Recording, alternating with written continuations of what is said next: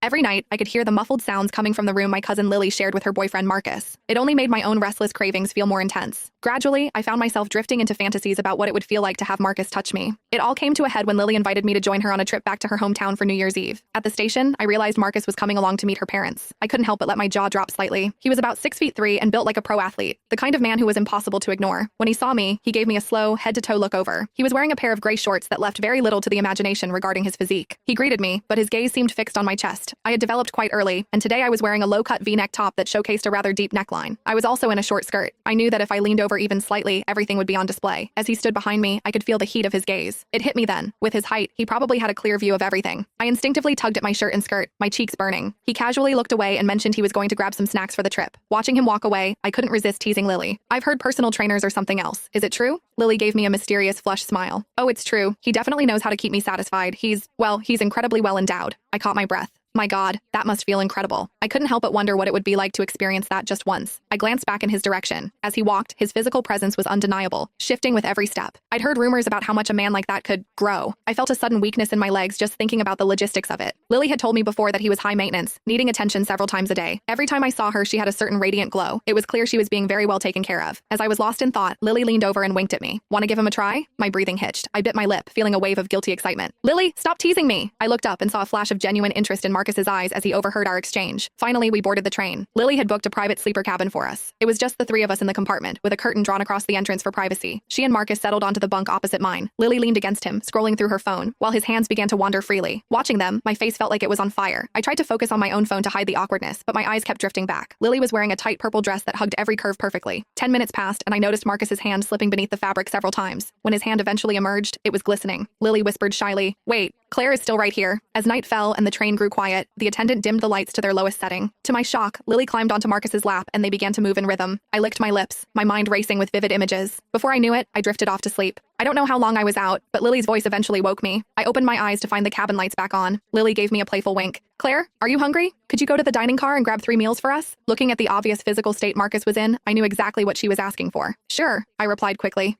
As I stepped out, I heard Lily's soft whispers behind me. To give them plenty of time, I deliberately stayed in the dining car and finished my own meal before heading back. But when I pulled back the curtain, I saw they were still in the middle of it. They were so lost in the moment they didn't even notice I was there. I quietly stepped back, but I couldn't help but peek through the gap. I was stunned by the scene, the sheer intensity and the positions they were capable of. I leaned against the corridor wall, my body feeling heavy and weak as I listened to the rhythmic sounds of their passion. About 15 minutes later, the sounds finally subsided. I walked back in, but as I did, my foot slipped. The meal containers I was carrying tumbled onto my bunk. A pair of strong, steady arms caught me. I looked up, and right before my eyes was the sight of the scattered food, sausages and meatballs, mixing with the vivid image of Marcus's imposing physical presence. My face